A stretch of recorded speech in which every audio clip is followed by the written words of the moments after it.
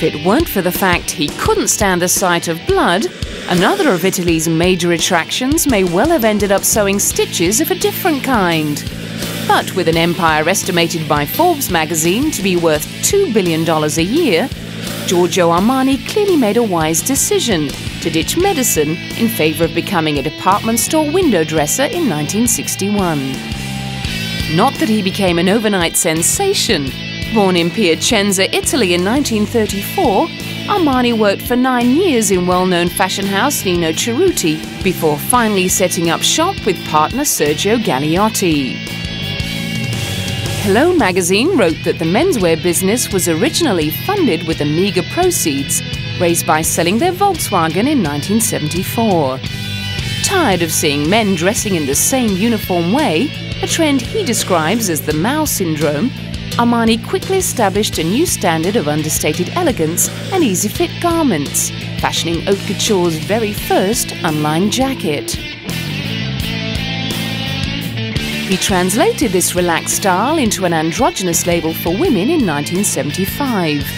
He's never been a fan of the extravagance often put on by other designers during fashion shows, and his clothes are famous for eliminating the superfluous to emphasize elegance and comfort. His mastery of style really came to the fore a few years later with the Armani Power Suit, underpinning the boardroom power of both male and female go-getters during the economic boom of the early 1980s. Giorgio Armani became the first fashion designer to appear on the cover of Time magazine since Christian Dior. A determined go-getter himself, he became one of the first designers to actively approach celebrities about wearing his designs, and confirmed Armani fans include LA Lakers coach Pat Riley and film stars Jodie Foster, Sophia Loren and Michelle Pfeiffer.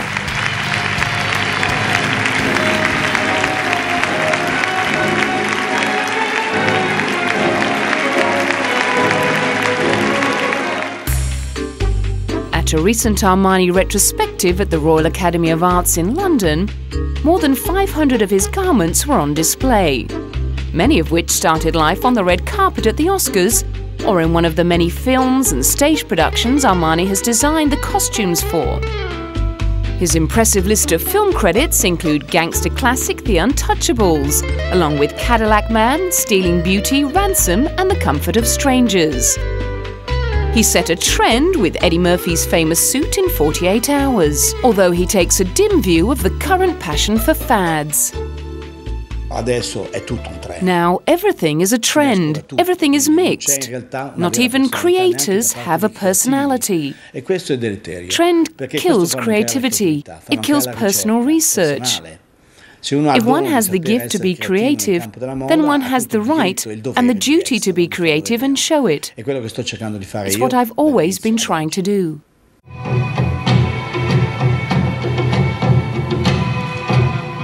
And he has no intention of retiring from the fashion forefront. No, io so che alla mia età molta gente è già in pensione, però la vedo molto triste la gente in pensione. I know that people of my age retire.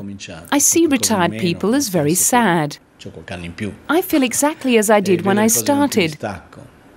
I've something left, because I have some more years. I'm more detached from things, more mature.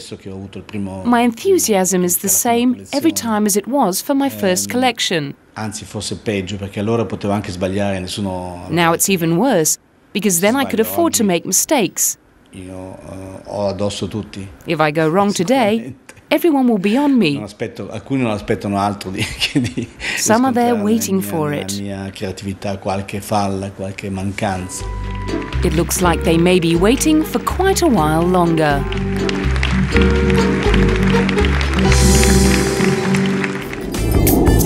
Coming up, Michelangelo.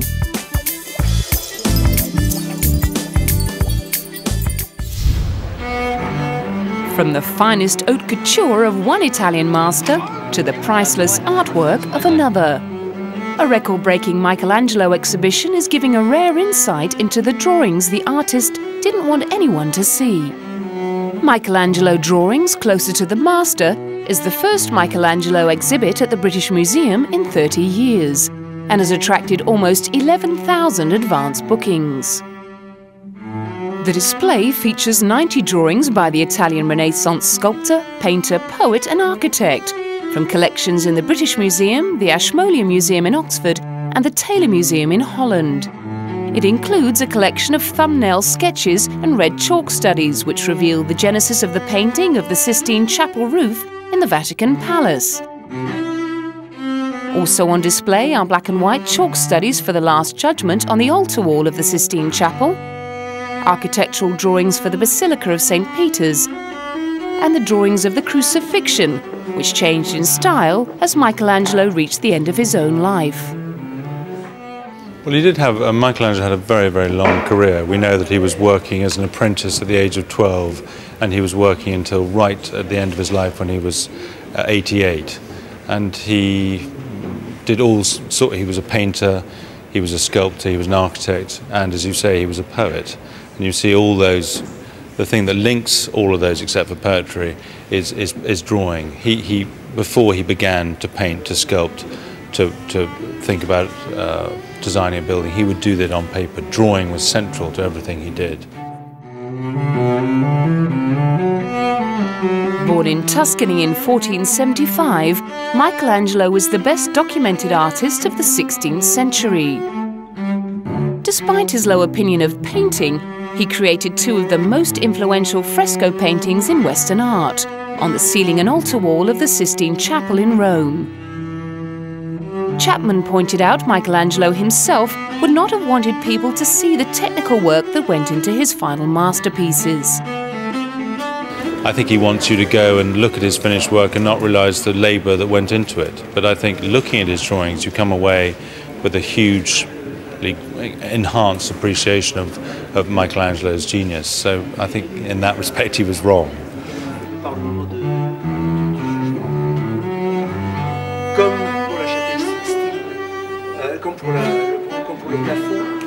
Chapman believes the collection at the British Museum sheds a unique light on the man behind the masterpieces and his techniques.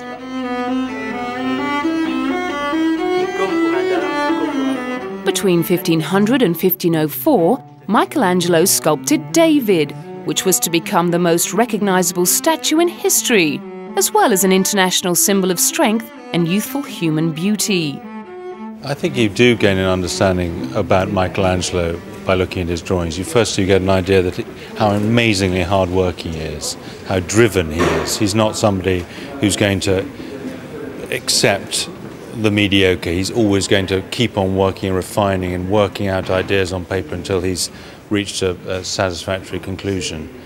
And the other thing that we see is a really great religious artist. Michelangelo was somebody who really believed in heaven, believed in hell, and that gives his religious art an incredible power. Working right up until his death at the age of 88, Michelangelo spent the last few years of his life making a number of drawings of the Crucifixion, writing much of his finest poetry, as well as carving the Pieta, which was originally intended for his own tomb.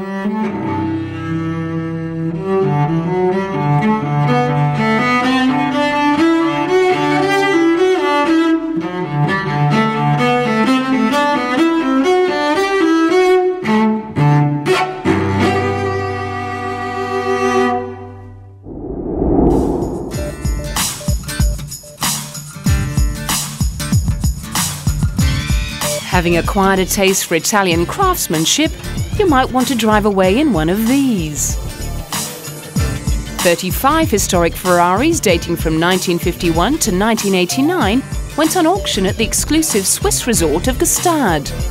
The top lot, a 1961 Ferrari 250 GT, fetched over 1.5 million Swiss francs.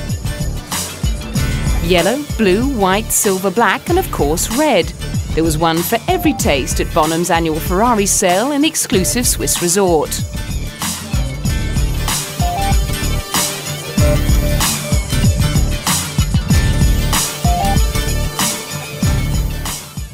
Should we say 475? 475 is bid at 475. 1,475,000 against you now, so another 25. Bonham's Europe's fourth Ferrari sale took over $5 million US. 1,475. 1.5. 1,475,000. It's going away, sir. The nicest, the quickest of these you'll find. 1,475. Proven race history. And selling now. If there's no better bid, it's against you. We're selling the car. Are you all done? No more. The Queen Mary II may no longer reign as the world's largest cruise ship, but it still wears the crown when it comes to luxury. Relaunched in 2003 after a £550 million overhaul, Cunard's prize superliner spends most of the year ferrying guests between Southampton in England and New York. It stretches 345 metres in length. That's more than 40 metres longer than the Eiffel Tower, and weighs 3 times the weight of the Titanic. There's space aboard for more than 2,600 passengers, with almost 1 crew member for every 2 guests. The vessel's 17 decks include 5 swimming pools, sweeping staircases, a grand ballroom, a 360-degree promenade deck, and a host of luxury shops. There's a theatre as well as a cinema. There's a casino, and there's an art gallery with £3 million worth of works on display for purchase. And of course, there's gourmet food in abundance, thanks to the ship's 15 restaurants and bars. Her designer, Stephen Michael Payne, is a truly proud man. Well, Queen Mary II is a true liner. She has all the attributes of the liner. She has the strong hull, she has the pyramid shape, she has the engines that are almost twice the power of a normal cruise ship. And more importantly, she has the hull shape that enables her to go through rough weather without damaging herself, and yet making it very comfortable for her passengers. The cabins have the feel and look of a top-class hotel. Each Queen Mary II stateroom is matched with a reserved table at one of the ship's Seaview restaurants, and complimentary room service is available 24 hours a day. And when one tires of a life on the ocean wave, well, there's always shopping. Or an opportunity to enjoy some pampering at the world-renowned Canyon Ranch Spa Club. If you're into health and fitness, there's a state-of-the-art gym and weight room, plus a well-equipped sports deck. Or how about a visit to the planetarium, a wine tasting seminar, or a walk down history lane at the Maritime Quest exhibit?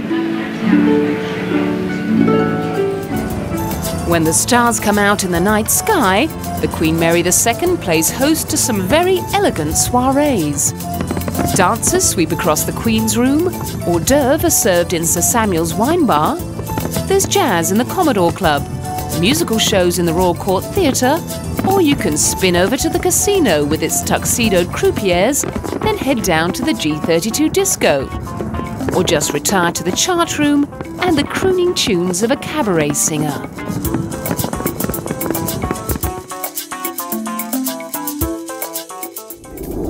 Next time on Desire, a look at the very glamorous life of Nicole Kidman.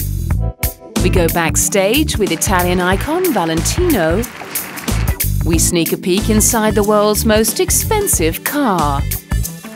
And take a tour of the very royal Monaco. Skin look younger and healthier by developing a revolutionary cream made of truffles. This is skincare at its most luxurious. Truffles are a much sought-after delicacy, especially in French and Italian cuisine.